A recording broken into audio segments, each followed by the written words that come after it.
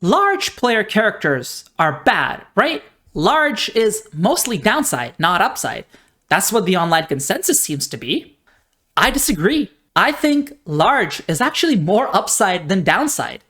Why? Let's find out in today's video. Hello everyone. This is Mathfinder, the home for every math nerd's Pathfinder organization needs. If you're new here, welcome, and we're so glad to have you. If you've been here before, welcome back, and thank you so much for continued support.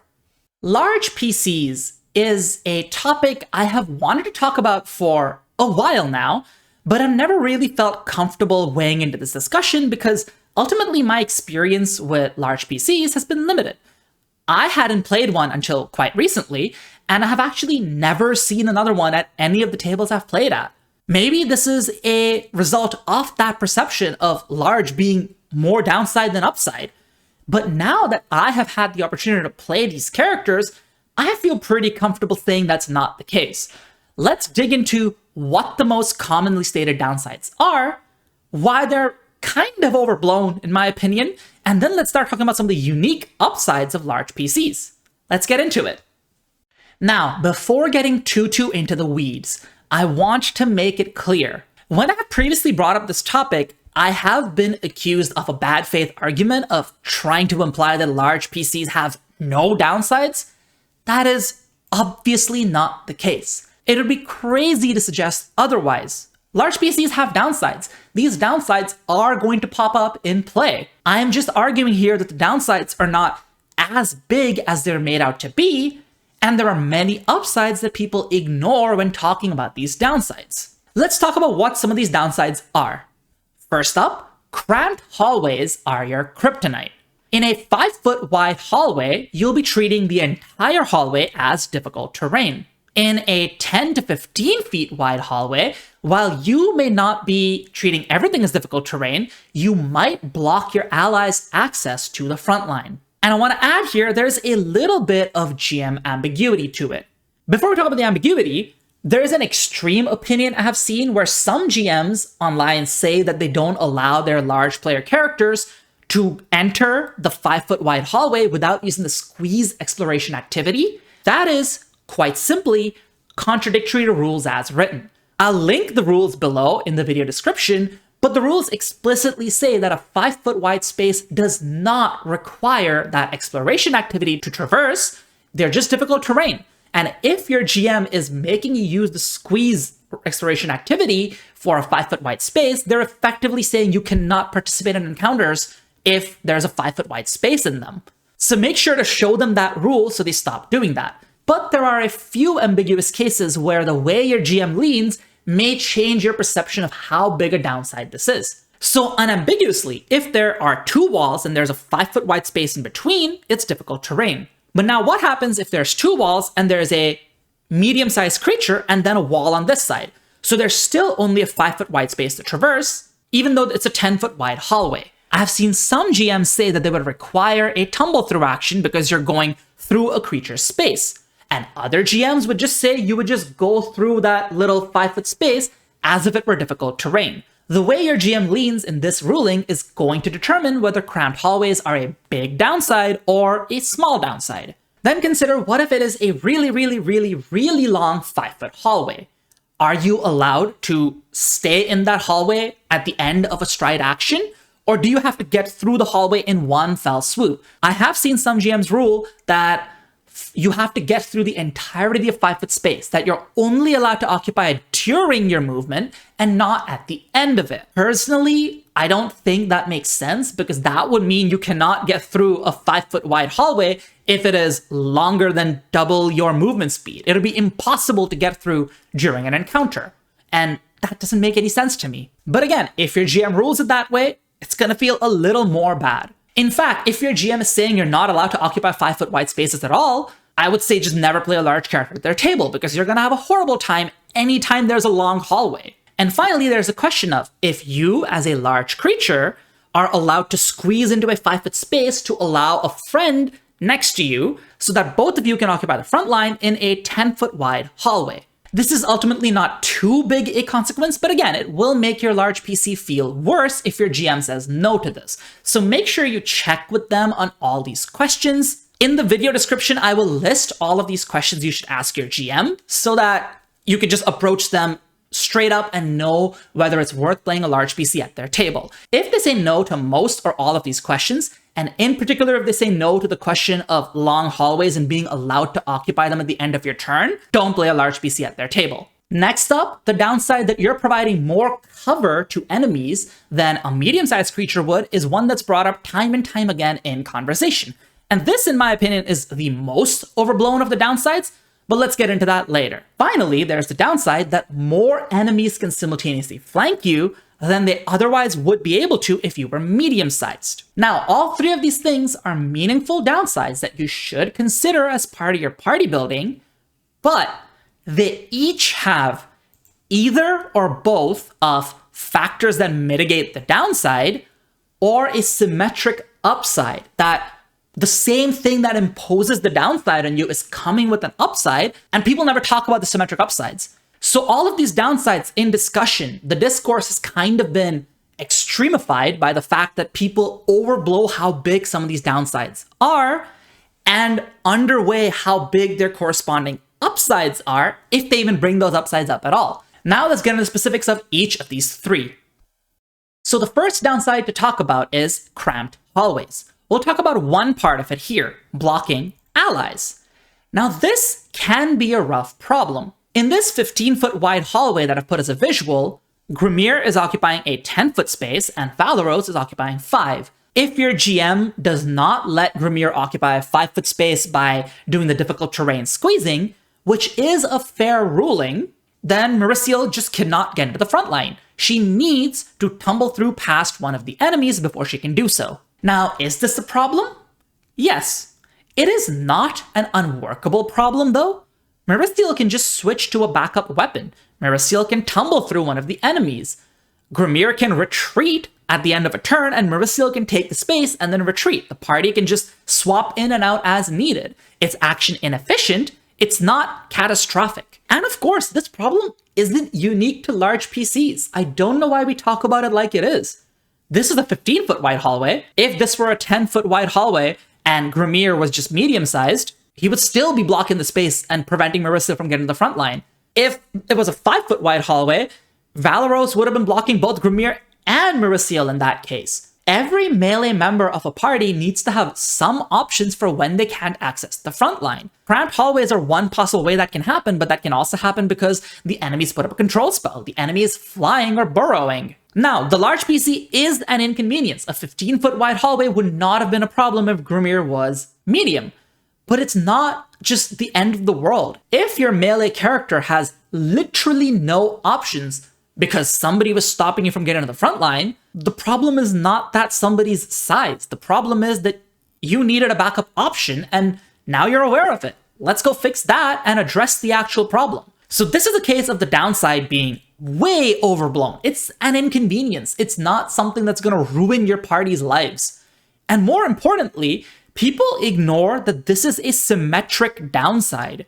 This actually becomes an upside when you talk about inconveniencing your foes. So for example, in the picture on the right, Grimir is able to single-handedly occupy a space that just blocks the enemy from coming through. They have to tumble through to be able to get to Kyra or Marisciel, and we're assuming here that Marisciel has done the clever thing of actually having a backup weapon. If Grimir were not large-sized, Valeros would have to be occupying one of the two squares and Grimir the other to force the enemies to tumble through, whereas in this one, Grimir all by himself is able to tank for the party, and Valeros is able to open up a flank on the other side. You'll also notice that the configuration is such that any ally can go through Grimir's space without needing to tumble through. It is impossible for these three enemies to create a configuration where the party will have to tumble through them to get to the front line. So Marisciel, if she wanted to switch into melee, always can because she's able to move through Grimir's space,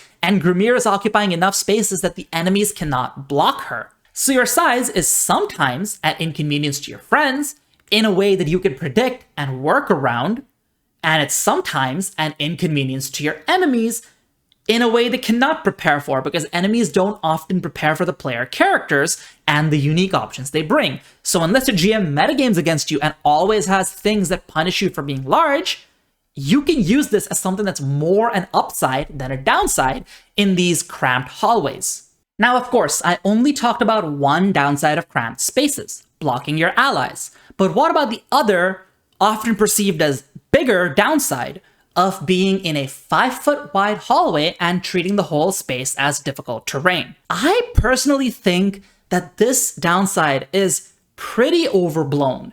It's not negligible, it's a real downside, but not as big of a downside as it's made to be. If you think of the context in fiction of where and why these cramped 5-foot spaces exist, they're rarely going to cause a problem, except in theory where they might lead into areas where they cause a problem. Let me explain that with illustrations. Spoiler warning, the upcoming illustrations are of floors 1 and 3 of 7 Dooms for Sandpoint. I wanted to use an adventure path as my example just to showcase like actual Paizo designed maps, which are famous for being pretty cramped, and show how a large PC will not really have that much trouble traversing them for the most part. If you don't want spoilers for these maps, feel free to look at the timestamps below and skip to the next chapter. If you really want to hear what I have to say about 5-foot wide spaces, I guess close your eyes and keep your ears open. I'll try and be as verbose as possible. Ready for the spoiler? This is what those maps look like, and I apologize to anyone with your eyes closed. Are you able to see what I mean? That in a real, actual map designed in a way that makes sense for a map, it's not going to be a downside? Do you see why the green arrows are marked as not a big deal? Cramped hallways typically lead into other relatively cramped spaces. When you go from cramped space to another cramped space, you don't need a lot of movement to traverse that other cramped space. If you look at all of the paths that I have marked with green arrows, they are short hallways that are 5 feet wide, so Grimir will often need 20 to 30 feet of movement to get through them, but then they just lead into another cramped space where Grimir is very likely not going to have to move at all. Maybe move once more. In fact, depending on where Grimir wants to be in that map, the hallway may have actually cost them 0 additional actions. And honestly, 1 additional action might be the worst case, a single action right at the start of combat, and then it stops being a big deal. So the cramped hallways marked as green, short ones that lead into other cramped spaces, are really just not that big a problem. And cramped spaces rarely ever lead into not cramped spaces. Mostly they just lead to other cramped places. The exception might be, say, you're sneaking into a king's court or something via the sewage tunnels, and now it's a big open hallway where the king takes meetings and requests and whatnot. But again, when you think of the kind of fiction that informs those things, sneaking through sewage into a king's palace, into a ball, into a military encampment, the spaces you're sneaking into are very unlikely to be spaces that you would start combat in that cramped space in the first place. You would get through the cramped space, get into the open, and then start combat. So again, I think just the case of cramped hallway into large space is not going to happen in 99% of cases. In that 1%, it'll feel bad, but most of the time it won't. But of course, there are tunnels I have marked as red on this map. Why is that? Because they're long, cramped hallways that lead into other cramped spaces. Now that is a legitimate problem. We're no longer talking about needing 30 to 40 feet of movement to get through them. We're talking about 80 to 90 feet.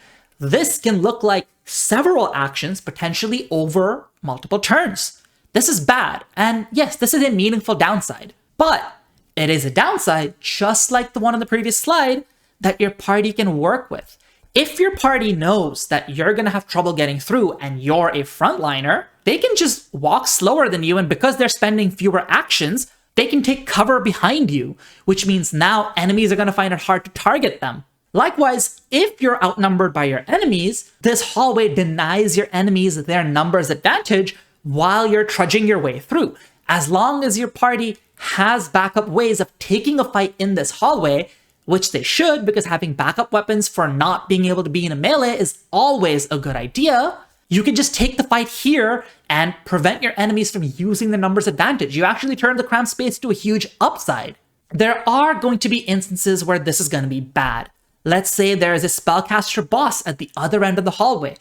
That boss is going to cast Lightning Bolt at all of you, and it's going to suck. That's why these hallways are marked red. They're a genuine downside. Just this downside is not going to happen as often as people think it is, because most hallways are going to be like the green ones, not the red ones. And when it happens, a lot of the time it'll be workable anyways. It's going to be pretty rare when you're in a very cramped space and the enemy has something that forces your allies to be rushing ahead of you and leaving you behind. Most of the time, you'll just be able to coordinate and move through the hallway a little slowly without encountering an issue. But again, if you play at one of the tables where the GM rules cramped spaces harshly for large PCs, especially the case where they may not allow you to occupy the space at the end of a movement, you simply should not play large PCs at that GM's table. I really hope that linking them the rules for this and linking them parts of this video will convince them otherwise, though. The overall verdict on cramped hallways is that it's a meaningful downside that you could still work around that comes with some upsides. I'm not going to pretend it's not a downside, but it is not a killer for large PCs. You could still play a large PC with just this downside. So the next downside to talk about is ranged combat and the amount of cover you provide to enemies from your allies' attacks. And quite frankly, this downside is massively overblown. It is so small that I consider not talking about it at all because it's nearly negligible in practice. But I have a theory for why people overblow it. We'll get into that, but first let's talk about what the real downside is. Having any creature between the attacker and the target provides lesser cover, +1 armor class. This is true for both medium and large creatures. The rules are very explicit about this. Being large does not automatically upgrade lesser cover to standard, so +1 AC to +2. Functionally, there's no difference between medium and large creatures providing cover unless the attacker and target are both small. I'm not making stuff up here. I'll read the rules out to you as they're written, verbatim. Usually, the GM can quickly decide whether your target has cover. If you're uncertain or need to be more precise, draw a line from the center of your space to the center of the target space. Then there's a blurb about passing through objects, ignore that. If the line passes through a creature instead, the target has lesser cover. Then there's another section, cover and large creatures. If a creature between you and a target is 2 or more sizes larger than both you and your target, then that creature blocks enough space to provide standard cover instead of lesser. What this means is, if your ally in the back is medium, you are never providing more than +1 AC. You are never providing more than lesser cover, the same amount of cover that you would have provided if you were medium. This barely counts against you. If the ally in the back is small, you still wouldn't provide standard cover unless the enemy was also small. So realistically, a large creature is providing the same amount of cover as a medium one, but along a few more angles. Because think about how you would occupy spaces on a map. If there's an enemy to the south, you're providing cover along this line, and then depending on how far you are, perhaps along 1 or 2 more lines like this. If you're large size, you're definitely providing a larger fan of lines, but not that many more. Like, at worst, your ranged ally will just have to step over before making their first few attacks, and then they can just kind of stand there. Like, yes, you are providing cover along more lines, but with good positioning in any open space, an ally might never even need to move to shoot past you. And in a cramped space, chances are the medium creature is providing just as much cover as you are along just as many lines, because most lines you would theoretically provide cover along are restricted by the walls. So really, there's no difference. I have a theory, though, for why people perceive there being a difference between medium and large. I think GMs typically just flat out forget that medium creatures provide cover. That's not a bad thing. Many GMs forget this. I forget this all the time. I definitely forgot it all the time in D&D. I'm a bit more strict about it in Pathfinder, but I still forget at my in-person tables. But GMs rarely forget about large creatures providing cover because they're so large and in your face about it, right? That being said, if your GM does this, link them to that rules passage I read out loud earlier. It's on Player Core, page number 424, or you can go in the video description and get that link. Medium and large creatures are supposed to provide the same amount of cover in the majority of cases, +1 circumstance to AC. If your GM is forgetting to do so for medium, for consistency, that should be treated as a house rule that also applies to large. If your GM wants to be strict about applying it to large, they should be applying it to medium too. Like, that's just how the consistency works. It's fine if you want medium creatures to not apply cover, just tell your GM to be consistent with it and also make large creatures not do so. So overall, in the majority of cases, medium and large creatures provide the same amount of cover unless you have a small ally and you often fight small enemies. Now, in that case, you're going to be often providing standard cover unless you're fighting in wide open spaces your ally can work around all the time. If this happens to be the case for you, I recommend picking up the Aim Aiding property rune on your armor. It can be a little painful until the level you can obtain this rune at, and that is a real downside, yes, but it's a downside that's going to pop up pretty rarely and is very situational to your specific party.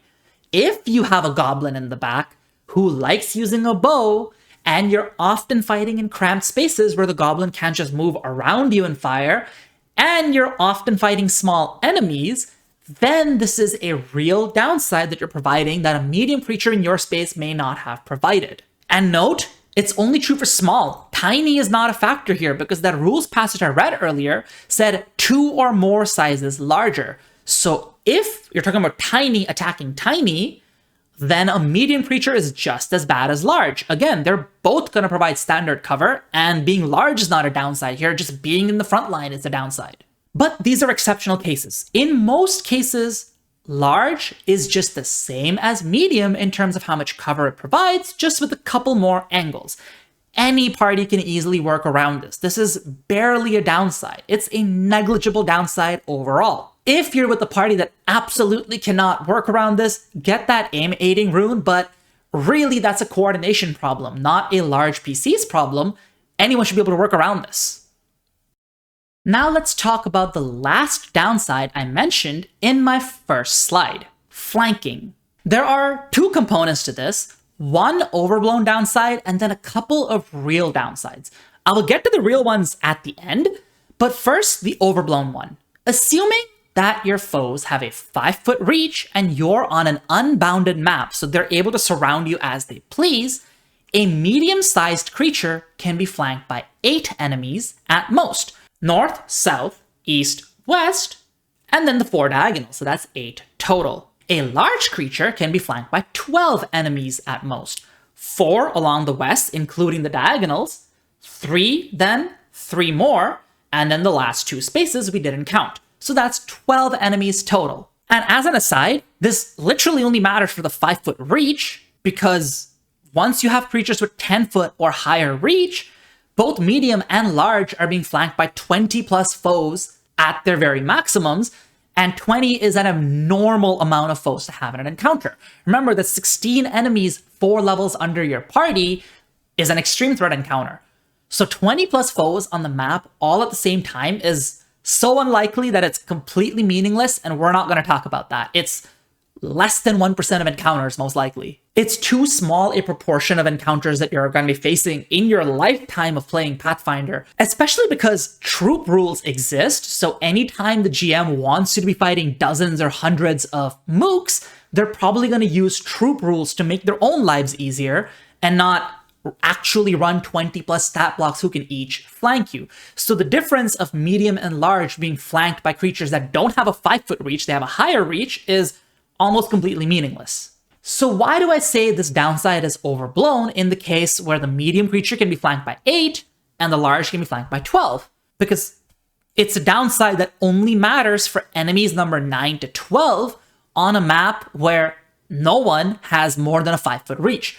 The moment any number of those enemies have a 10-foot or higher reach, which is pretty common in higher levels, this just stops being a difference between medium and large. Realistically, any medium or large creature is gonna be flanked by anyone who wants to flank them. Likewise, if there's 1 to 8 enemies, there's no difference between medium and large.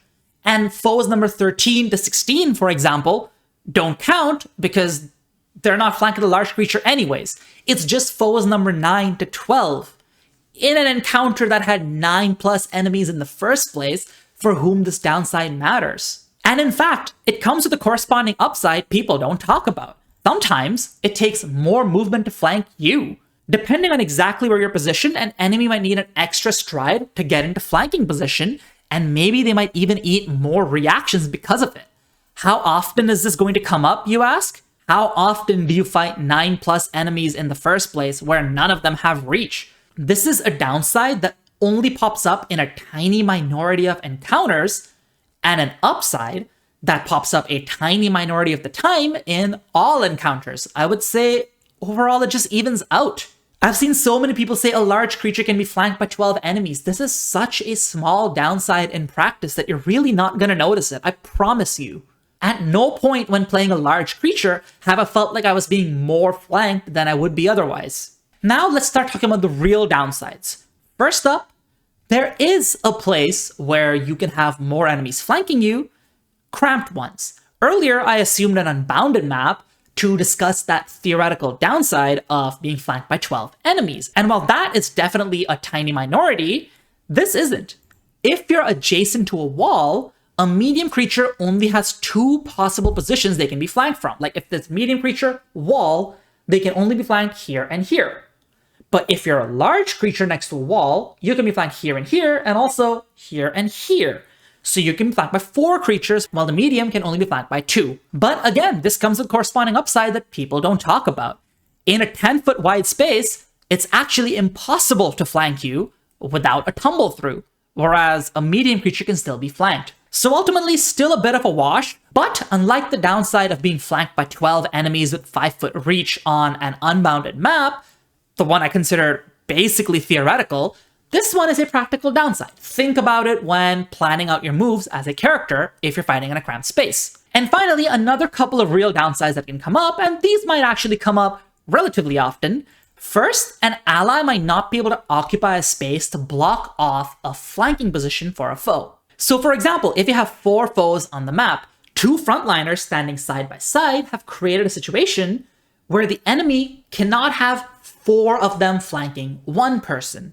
This is much harder to accomplish if you are large-sized unless you have another large-sized frontliner to work with, so keep that in mind. And then another downside, and this is probably going to come up fairly often, if you're facing an odd number of foes, they're able to flank you without any net action tax. So let's say you're medium-sized. You can have 2 enemies flanking you on either side, but now there's no flank for the 3rd enemy to approach from. There's no position where the line between them and an ally passes through you in the flanking way. The only way for them to get a flank is for someone to spend an action getting out of the way so that they can now occupy their flanking position. Now, some enemies have free enough movement, like say goblins with their goblin scuttle, that it might be easier for them, but ultimately medium-sized creatures, if they're facing an odd number of foes, one of those foes is going to have a harder time flanking them. Large creatures, no such downside. You can have 2 foes flanking you and a 3rd can flank with either of them depending on where they want to move in from, and it's not going to be a problem. So ultimately for flanking, a slight downside, a meaningful consideration that's going to pop up relatively frequently overall. While the whole idea of being flanked by 12 enemies is theoretical most of the time, the other downsides I listed are not, and they are meaningful. So let's summarize all the points I made about the downsides just to get it all in order, because I kind of went all over the place with different maps and configurations to explain myself. In general, most of the downsides aren't as bad as they look. Some of them are just flat out not a huge deal outside of the White Room, like the 12 enemies flanking you problem. And still others come with symmetric upsides that people overlook due to a negativity bias. Still, they are meaningful downsides, are they not? Cramped spaces? I'd say it's a moderately bad downside. Like, it's something you have to genuinely think about if you're playing in a campaign where these cramped spaces will come up a lot. Flanking? Slightly bad. It's gonna matter sometimes. It's not gonna matter as much as you've been led to believe, because the big downside of flanking, the big, bold 12 enemies can flank you at once, it's a White Room consideration. And finally, ranged combat is basically negligible. It's very occasionally going to be ever so slightly bad, but it's practically a negligible downside. It's really not going to affect your character building choices and your party coordination much, unless there's a small party member who wants to use a bow. Still, at this point in the video, you're probably coming away thinking, large is just more downsides than good. Like, yes, it's not as many downsides as you've been led to believe, but it's still overall negative. You're not crazy for thinking that it's still overall negative at this point, because I've still said more downsides than upsides, and some of the downsides can be pretty bad. But that is where we start talking about the upsides of being large, the flat out upsides. Things that are not just upsides that slightly weigh out downsides, but just full on good things that being large does for your character in this game. And there are plenty of those, and they're the reason I say being large is not all downsides. It's actually got a huge chunk of upsides. I would even argue more upsides than downsides. So let's leave the negativity in the past and let's get to what makes large creatures good. The first upside, and this is in my opinion the least situational of the upsides, reach, range, and emanations. This is something that gets downplayed all the time. And I think I know why it gets downplayed. People feel a little cheated. There is a table for GMs when building monsters that says a large monster often has 10-foot reach, if not 15-foot reach if they have particularly long appendages. Players feel a little cheated when they go to a large ancestry and learn that they don't get a reach increase to 10-foot because that's standard for large-sized monsters, right? But they forget that just being large is still a reach increase. A large creature with a 5-foot reach is getting further with it than a medium creature would. Likewise, with a 10-foot reach, you're going to get even further with it than a medium creature would. And the same applies to emanations, like say Champion's Aura or spells like Earth and Sky, or to ranges, like say Intercept Attack or Taunt or Demoralize. So let's take a visual example of what I mean.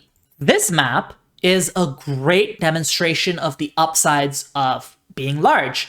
And to be clear, this is a practical upside that's going to matter constantly. When I say constantly, I am willing to bet that if you play a large creature and kept careful notes, every single combat you encounter is going to have at least one turn where being large made a meaningful difference to your reach, range, or an emanation that otherwise it wouldn't have been able to. So let's look at the map. The party is in a little bit of a scattered formation. Grimir and Valeros are holding the front line. Kyra is standing a little further back, but not too far back, because a lot of her spells have a 30-foot reach, and she wants to be able to target the enemies on the easternmost side of this battlefield. Ezran is standing way further back, because he, as a wizard, has a lot of long-range spells. The enemies are 5 Goblin Commandos labeled 1 to 5, a Goblin Pyro labeled P, and a Goblin War Chanter. Most of them are clustered near the front line. One brave goblin has gone all the way back to dive Ezran. Let's go from right to left. First, let's talk about the Pyro and the War Chanter. Theoretically, Valeros has an upside here, because if a frontliner wanted to attack either of the Pyro or the War Chanter, they would need to spend some movement, and Grimir is spending more movement. But like I said on those previous slides, in cramped spaces, you will often come across situations where you're still only spending one action to get where you want, and Grimir is in that situation. As long as he has 30 feet of movement, he can get to the Pyro or the War Chanter in a single action with no checks required. Valeros, despite being faster, is still going to get there in a single action, no checks required. Now, if Grimir had lower movement, he may have ended up taking 2 actions, but it's not disastrous, and this is a downside we've already talked about, so it would be unfair to doubly count it here. Now let's talk about the center of the battlefield. Let's assume Valeros and Grimir both have 5-foot reach weapons. Grimir has 3 Goblin Commandos within his reach, 3, 4, and 5. Valeros only has Commando number 4 within his reach. If Valeros wants to attack Commando number 3, for instance, because that one is threatening Kyra, the party's healer, he has to spend an action, whereas Grimir doesn't. If Grimir has a multi-target ability like Clear the Way, he can target 3 Goblin Commandos with this, whereas if he were medium, he would probably be able to target 1 or 2, depending on exactly which of his 4 squares he would be in. If Grimir were a Guardian, he can intercept attack for Kyra unconditionally, whereas if he were medium and standing in his southeasternmost space, which is a reasonable space to be occupying, he would not be able to intercept attack for Kyra unless 1 of 2 or 3 was a taunted foe. And if you're thinking, let's just give Valeros a reach weapon, then he can reach all the same enemies Grimir can, Well, if Grimir were given a reach weapon, he could reach one additional enemy. So regardless, it means that there's just gonna be more enemies within Grimir's reach, and this, again, is an upside that's going to pop up again and again and again. And finally, let's talk about the left half of the battlefield. Let's say Commander number 1 is really threatening Ezran's safety. Grimir can easily get to a position where Ezran is within 15 feet of him, and Kyra is within 10 feet of him. And then let's say if he is a Guardian, he can just taunt Commander number 1 and have his reaction up to protect Ezran that way, and he's still able to protect Kyra because she's also 10 feet away from him. Valeros would have no position on the map where he can protect both of them as a Guardian. So no matter how you slice it, this map is full of upsides you get for occupying a 10 by 10 space. Some of the downsides we talked about earlier are on display here too. For example, Grimir is flanked by 3 foes right now. There is space for a 4th one too, whereas Valeros would never be flanked by more than 2 foes. But remember, that's a downside we already talked about. We have already accounted for all those negatives, and even with those negatives that we have already accounted for, we have this whole chunk of positives that just don't get discussed. So many different ways in which occupying a 10 by 10 space is just an upside. So I hope looking at this illustration helps you identify all the upsides that you're missing out on by not playing a large PC. And now for the next upside, and this is one that people somehow forget even more than the one on the previous slide. Like, I have seen some people talking about the upside of being 10 by 10 on a square grid, but I have literally seen no one other than the game's designers talk about what it means to be 10 by 10 by 10 in a 3D space, because large creatures are also excellent at dealing with verticality in 3D spaces. There are 2 reasons for this. The first is because of the same reach and range advantage. Take the advantages I showed you on the last slide. And remember, like I said, they're probably popping up all the time in nearly every combat encounter for you. And then apply that in the 3rd dimension. Let's take these 2 examples. So don't look at these illustrations as overhead views of a grid. Rather, these are 4 different side profile images of a 3D space. So in the left example, Grimir is on the ground. There's a 10-foot wall next to him, and there's a monster on top of that 10-foot wall. Grimir, with a 5-foot reach weapon, can simply attack that monster. Below him, we're looking at Valeros on the ground, 10-foot wall, monster on top of it.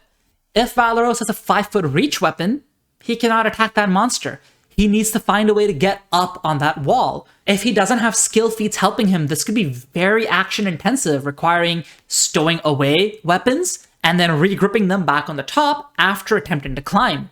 Whereas Grimir just gets to make the attack. And you might say this is a bit of a cherry-picked example, because if this was a 5-foot tall wall, this would not be an issue, or if Valeros had a reach weapon.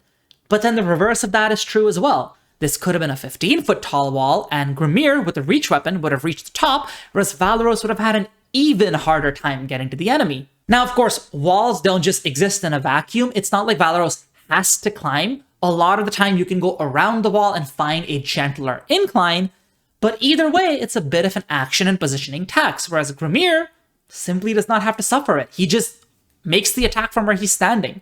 The same can be true to a lesser extent for ranged attackers. Looking at the example on the right, Valeros from that space that's 20 feet away from the wall would have to worry about cover firing at that monster. Grimir from 15 feet away from the wall wouldn't have to worry about that. So just like before, anytime verticality comes into play, your added reach and your added range can function as a real meaningful advantage. And now let's talk about the second upside, vertical navigation. Large creatures are just better at negotiating vertical terrain before options like flight, boots of free running, etc. come into play that just make vertical terrain meaningless. Let's consider Rapid Mantle. What it does is it automatically lets you pull yourself up over an edge if you are 5 feet below it. Now, why am I focusing so hard on one singular skill feat for my argument? Because it is the most powerful way to unconditionally navigate vertical spaces without being a specific ancestry or using spells. Will being a Trip Key let you outperform Rapid Mantle? Will being a Vanara or a Lizard Folk let you trivialize climbing more easily than spending a skill feat? Yes, but if you're not in those specific ancestries, you're probably relying on a conjunction of high athletics and some combination of skill feats to help you navigate verticality, and Rapid Mantle is the most powerful of those skill feats. I would go so far as to say that for levels 1 to 6, it is the best way to navigate vertical terrain other than the jump spell. And in fact, Rapid Mantle works with the jump spell anyways, so it's not like those are mutually exclusive, because if you leap 30 feet up, Rapid Mantle will still give you another 5 feet of reach. So let's talk about how Rapid Mantle helps us navigate vertical terrain. By default, leap is 3 feet high. A medium creature can use Rapid Mantle to automatically climb 13 feet. This is because you're leaping 3 feet high, you're medium, so the top of your space is now 5 feet above that 3 feet, so 8 total. Then Rapid Mantle will give you another 5 feet of reach to automatically pull yourself over, so 13 feet total. But a large creature will navigate 18 feet automatically with this, because they'll leap 3 feet. On the grid, they're 10 feet tall, not 5, and then they have a 5-foot reach on top of that, so that becomes 18 feet. In combat, these will be rounded down to 10 feet and 15 feet because you always do in multiples of 5 feet cubes. Still a whole cube extra of verticality. Let's go a little higher than a default leap. A success on a high jump or having the powerful leap skill feat will give you a 5-foot high jump. The medium creature can now climb 15 feet automatically. The large can do 20 feet automatically. Remember, this is all without a check. Rapid Mantle is so powerful because it lets you not bother making athletics checks to climb if you're able to jump within that gap. And large creatures are just able to jump one gap further than medium ones.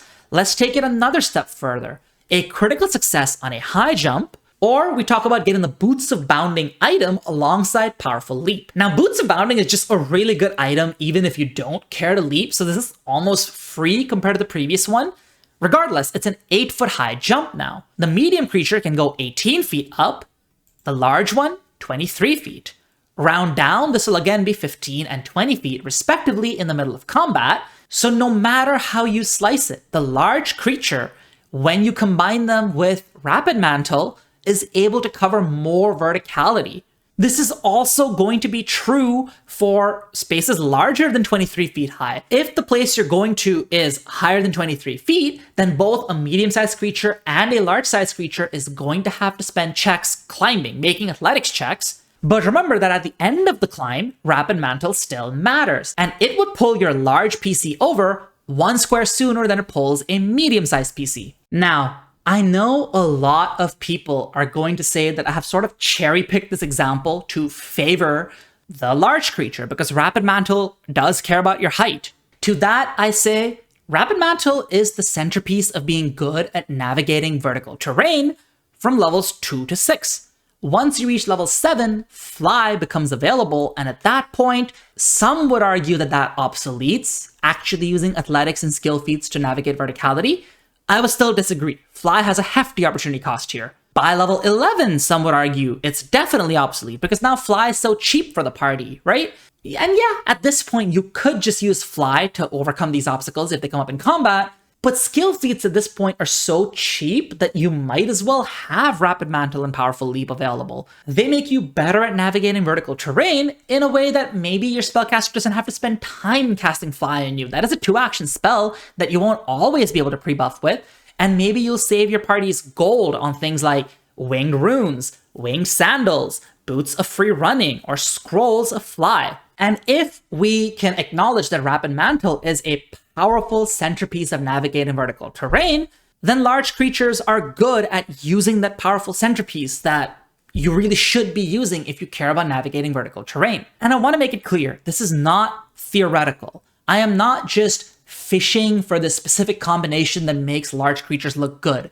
I know that if at your table you're not used to navigating verticality, it might feel like I'm cherry picking this because you have never cared about navigating 20, 25 feet of vertical space. But no, this is not theoretical. I actually played a Jotunborn Guardian and I used Rapid Mantle, Powerful Leap, and Boots of Bounding as some of my options because I wanted my character to be good at navigating verticality. And then in combats where the GM didn't even intend for verticality to be a big part of the encounter, I was still able to use verticality as an advantage. For example, at one point, an enemy was trying to escape an encounter we were in to reinforce the second encounter we would have fought. And they were really fast and they went through a couple alleys, and most of the party could not keep up with them, my guardian included. But instead of just taking that right angle path through the alleys, I just jumped up onto the roof because it wasn't all that high for me and beelined across, intercepted the enemy, and then I was able to bring them back into where my party could reach them. So if you're feeling like navigating vertical terrain doesn't come up that much, it's probably because you usually play characters to whom navigating vertical terrain is a big, difficult endeavor. And if you just build a little to make sure that you're good at it, suddenly it won't be a big deal. Suddenly it'll be an option on every battlefield. Suddenly you will start noticing cases where just a building that your GM put as set dressing becomes a powerful tactical advantage to your character. And once you start doing that, large characters are better at using that tactical advantage, no matter how you slice it. And finally, let's talk about a bunch of other miscellaneous upsides and downsides, the ones that we're not big enough to dedicate an entire slide to. First, let's do the upsides. One of the easiest ones is that you simply take up more space. Enemies need extra movement to get around you. You taking up more space is not only a factor in cramped spaces, it also matters in the open. It means that if you're in the right position, it takes more movement to circumvent you. This makes enemies likelier to trigger reactions, likelier to get funneled into your allies' AoEs, and in the best case scenario, potentially costing extra actions entirely. Because maybe your positioning is such that you cause that exact 5 feet of extra movement they need to get past you and then to an ally in the backline that if you were medium, you wouldn't have done. Then you interact with size taxes better. Here are 2 examples of this. Titan Wrestler. This is often viewed as a tax for athletics builds.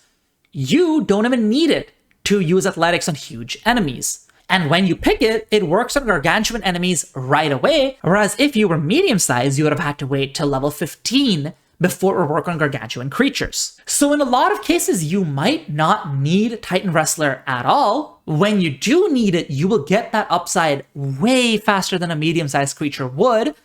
And because you don't need it for huge creatures, you might delay taking Titan Wrestler well past when a medium creature would feel forced to take it. Likewise, think of Powerful Shove. This is a fighter feat, not a skill feat.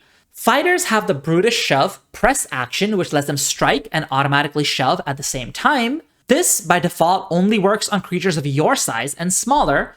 Powerful Shove upgrades it to 2 sizes larger, which means a medium creature can use this on a huge creature, but never on a gargantuan. You can always use Brutish Shove on large creatures, and this feat lets you use it all the way up to gargantuan. There's no creature you cannot use Brutish Shove on. There are probably other examples. These are just the 2 that stuck out to me immediately. And finally, you might randomly hard counter some foes who rely on Swallow Whole. Swallow Whole is a big downside of being a frontliner in high-level play. It's really threatening, and it's something I recommend every player character in high-level play have a backup option for because it's so punishing. Even with a backup option, it can be really punishing. You might just randomly not care about it because Swallow Whole often specifies the minimum size you're allowed to swallow, and a creature might not be able to swallow large enemies. This is especially true for large-sized foes with Swallow Whole. Oftentimes, they can only swallow medium or smaller enemies. Now, let's talk about some downsides. First up, allies might have to work a little harder to place AoEs around you. Enemies might catch you more easily in their AoEs that otherwise would have been a little harder for a frontliner to be caught in. Spaces that are cramped and difficult terrain for medium creatures would be inaccessible to you in combat because you need to squeeze into them with the exploration activity. Remember, this is not a 5-foot wide space. This is more like a 2.5-foot wide space. Something a medium-sized creature would spend difficult terrain getting through, you would not be able to get into it in the length of a combat round. And finally, if it's ever a true emergency and you need to be picked up and taken out of combat, chances are you can't be, unless somebody has some kind of a magical thing helping them, because you are 12 bulk. Medium creatures are 6 bulk. Likewise, your equipment is all going to be bulkier than the medium creatures too. So realistically, you're like 20 bulk, whereas a medium would have been like 9 or 10. And this means that you're virtually never getting picked up and taken out of combat. Now, both of these last two downsides are an exception within an exception within an exception. I have never had the situation come up that a space was too cramped for a medium creature and thus squeeze for you. I have literally never had that situation come up in combat. And likewise, being taken out of combat by being picked up is just terribly rare. It's really never supposed to happen because that's an emergency within an emergency. So both of these last two downsides are real exceptions, but I figured I should list them. And that's all for the upsides and downsides I have to list. So with all the upsides and downsides done being listed, what's the final verdict? Well, my final verdict is that large is genuinely more upside than downside. Again, not trying to say there's zero downsides. I am saying there are more upsides than there are downsides. Let's take the full context of everything we saw. All those big downsides I listed earlier that don't look as big once you leave the white room and look at what actual maps look like, and then look even smaller when you account for the fact that a lot of them come with their own corresponding upsides. Then you take that in conjunction with a lot of the very big upsides I listed throughout the video in terms of your reach, your range, your emanations, and the ease with which you will navigate verticality. And then you combine all of that with the miscellaneous upsides and downsides I listed at the end, which are small things that'll pop up here and there, and a couple of terribly exceptional situations that I don't think are really a consideration. When you take all of that combined, I genuinely think I listed much more in the realm of upsides than I did downsides. Honestly, before, I used to feel a little disappointed that large creatures don't automatically have 10-foot reach and that they have to spend a feat and a stance to only get a 10-foot reach, but also never a 15-foot reach. I get it now. Going through all of these upsides is making me realize why Paizo budgeted those feats this way. Being large is more upsides than downsides.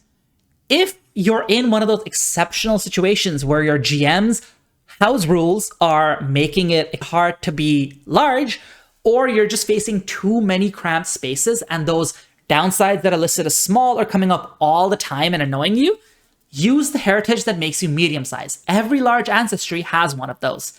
But otherwise, feel free to be large. If the online discourse around being a large player character has scared you off from trying this, please go ahead and try. It is a lot of fun at the vast majority of tables with the vast majority of GMs playing the vast majority of adventure paths. You're going to feel like you have more upsides than downsides, and as long as you don't give in to that negativity bias that the online discourse is really heavily built around, you're going to have a lot of fun playing it. Trust me, I'm telling you this from play experience.